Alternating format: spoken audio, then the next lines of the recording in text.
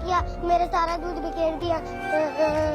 अबे तो क्या हुआ, दूध ही तो बिक रहा है, इसमें कौन सी बड़ी बात है।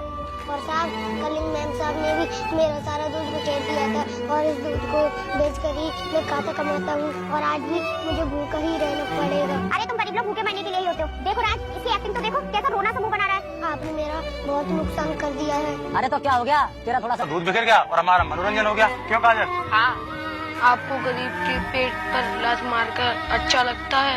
अरे ये तो पीछे ही पड़ गया, इसका कुछ करो। दो पढ़ते ही सीधा हो जाएगा ये और फिर कुछ नहीं कहेगा।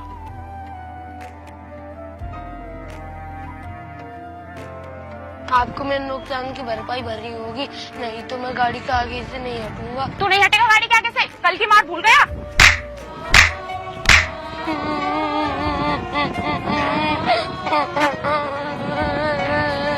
रुको, क्यों पीट रही हो उस बच्चे को?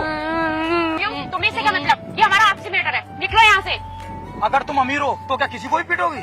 सुनो, तुम अभी आए हो इसलिए तुम्हें सच्चाई का पता नहीं है। इसने हमारी गाड़ी में टक्कर मारी थी। मैं यहाँ बहुत देर से तुम्हारी बातें सुन रहा था और यहाँ पर क्या क्या हुआ वो सब भी देख रहा था। और तुमने इस गरीब दूधिया की साइकिल में जानबूझकर टक्कर मारी थी और तुम्हें इसके सारे पैसों की भरपाई करनी होगी। नहीं करेंगे हम इसकी दूध की भरपाई।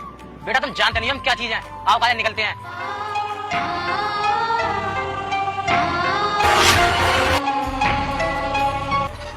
अंकल, आपने क्यों बचाया मुझे गाड़ी के आगे से? मर जाने दी थी मुझे। नहीं बेटा, गरीब की जिंदगी इतनी सस्ती नहीं होती कि किसी अमीर की गाड़ी के आगे दम तोड़ दे। अंकल, इन लोगों ने मेरा सारा दूध बिखेर दिया। सुनो बेटा, तुम ये शहर में जाकर दूध देना बंद कर दो और शहर में अपनी एक दूध की डेयरी खोल लो। फिर यही अमीर लोग तुम्हारी डेयरी से दूध लेने आएंगे और इस तरीके से तुम अपना काम आगे बढ़ा लोगे। लेकिन अंकल, मेरे पास तो इतने पैसे नहीं है कि मैं डेयरी खोल सकूं। कोई बात नहीं बेटा, मेरे पास कुछ पैसे पड़े हैं। ये लो बेटा, इन पैसों से अपना काम स्टार्ट कर लेना। लेकिन अंकल, मैं आपसे पैसे नहीं ले सकता। उधार समझ के ले लो बेटा, जब तुम्हारा काम चल जाए तो मुझे वापस कर देना। अपना काम पूरी मेहनत और ईमानदारी के साथ करना और फिर इन अमीर लोगों को इनकी भाषा में ही जवाब देना। ठीक है बेटा, अब मैं चलता हूँ। अगर तुम्हारे बहकावे में ना आकर मैं कंपनी में घोटाला नहीं करती तो मेरी जॉब नहीं जाती। अरे यार, अब ये सारा मुझ पर मत डालो। तुम भी तो बहुत जल्द अमीर होना चाहती थी, मैंने तो सिर्फ तुम्हें तरकीब बताई थी। लेकिन अब क्या करें? तुम चिंता मत करो, हमारे शहर में दूध की बहुत बड़ी फैक्ट्री खुली है, वहाँ इंटरव्यू देने चलेंगे। लेकिन उस फैक्ट्री में कोई जगह खाली भी है या नहीं? हाँ है, मैंने कल अखबार में पढ़ा था, उसमें जीएम की पोस्ट खाली है। अरे तो जल्दी चलो, कहीं ये पोस्ट हमारे हाथ से न निकल जाए। अरे सुनो भाई साहब, मुझे दूध की नई वाली फैक्ट्री का पता बता दो, कुछ जरूरी काम है। अरे ये तो वही है जो कुछ साल पहले दूधिया के लिए हमसे लड़ रहा था। अरे हाँ, ये तो भाई है। चल हट, हमें कुछ नहीं पता। सुनो भाई, ऐसा मत करो, मैं बहुत परेशान हूँ, प्लीज मुझे उस फैक्ट्री का पता बता दो। वही उसी फैक्ट्री की बात कर रही है जिसमें जीएम की पोस्ट खाली है। हाँ यार, सब जाए, ये उसी लड़की को देने के लिए जा रहे हैं। क्यों बे, तुझे क्या मूर्ख दिख रहा है जो हम तुझे उस फैक्ट्री का पता बताएंगे? चलो काजल, इसके मुंह मत लो, हम लोग निकलते हैं।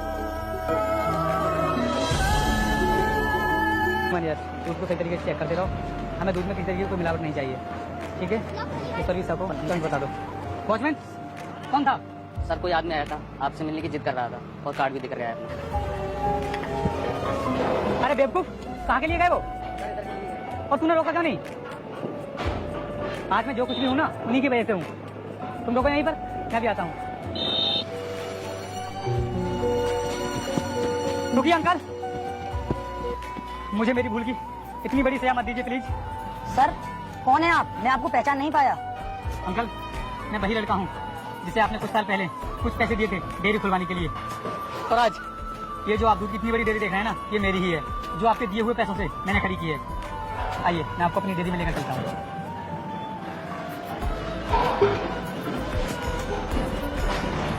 अंकल, अब आप खुद ही देख लीजिए, ये जो आप दूध की इतनी बड़ी फैक्ट्री कर रहे हैं, ये सब आप ही की बदौलत है। अगर उस दिन आप मेरी मदद नहीं करते तो मैं इतना बड़ा बिजनेस नहीं कर पाता। और आपके दिए हुए पैसों से मैंने डेयरी खोली, वो अच्छी तरह चलने लगी, बुकिंग पर भारी मात्रा में दूध आने लगा। फिर उसके बाद मैंने पनीर का बहुत बड़ा काम डाल दिया। और अंकल, अब ऐसी मेरी कई फैक्ट्री हैं। बहुत अच्छे बेटा, इसी तरह ईमानदारी से आगे बढ़ते रहो। और अंकल, डेयरी खोलने के बाद मैंने आपको बहुत खोजा, लेकिन आप मिले ही नहीं। ये देखिए आप।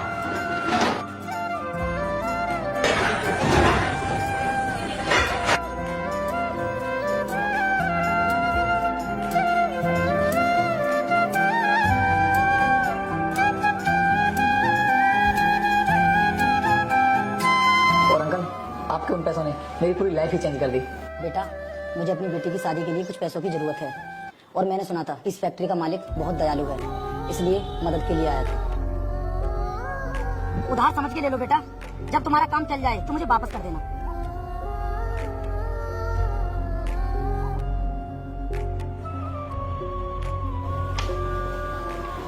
ये लीजिए अंकल, और अगर आपको और भी पैसों की जरूरत हो तो आप मुझे बेझिझक बता सकते हैं। और हाँ, मेरी बहन की शादी में कोई भी कमी नहीं आनी चाहिए। अरे बेटा, इतनी बड़ी रकम, मुझे तो सिर्फ 50,000 रुपए की जरूरत थी। कोई बात नहीं अंकल, अगर उस दिन आप मेरी मदद नहीं करते तो मैं इतना बड़ा बिजनेस खड़ा नहीं कर पाता। सर, कुछ लोग इंटरव्यू के लिए आए हैं। ठीक है, अंदर भेज दो। मैं कम इन सर? कम है। अरे यार, ये तो हमसे भी पहले पहुंच गया। लगता है ये पोस्ट हासिल करें। अरे आज तो अमीर लोग हमारे ऑफिस में इंटरव्यू देने के लिए आए हैं। क्या बेटा, आप इन्हें पहचानते हो? हाँ अंकल, बहुत अच्छी तरह। बेटा, ये लोग मुझे कुछ देर पहले मिले थे। मैंने इनसे फैक्ट्री का पता पूछा, लेकिन उन्होंने मुझे कुछ नहीं बताया। अंकल, ये लोग कुछ दिन पहले नहीं बल्कि कुछ साल पहले भी मिले थे, अगर आपको याद हो तो। सर, हम लोग कुछ समझे नहीं कि आप क्या बात कर रहे हैं। ये अमीर लोगों की याददाश्त भी ना बड़ी कच्ची होती है, बहुत जल्दी भूल जाते हैं। अरे मैडम, आप तो पहचानो मुझे। सर, मैं कुछ समझ नहीं पा रही हूँ कि आप क्या कहना चाहते हैं। अरे कोई बात नहीं, हम याद दिला देते हैं। आपसे कुछ साल पहले याद करो, जिस दूध वाले के साथ तुमने जो बर्ताव किया था।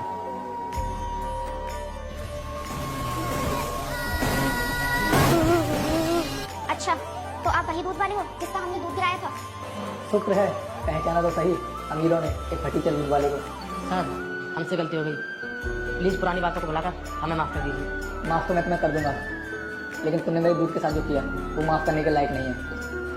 और शायद आपको पता होगा कि हमारे हिंदू धर्म में दूध को जमीन पर गिराना कितना बड़ा पाप होता है। सर, हमें दूध की कीमत अब पता चली है, जब हम पूरी तरह सड़क पर आ गए हैं। हम आगे से अब ऐसा कभी नहीं करेंगे। प्लीज हमें माफ कर दीजिए और सर, ये नौकरी हमें दे दीजिए। तुम लोगों ने अपनी दौलत के नशे में चूर होकर ना जाने कितने लोगों पर अत्याचार किए होंगे।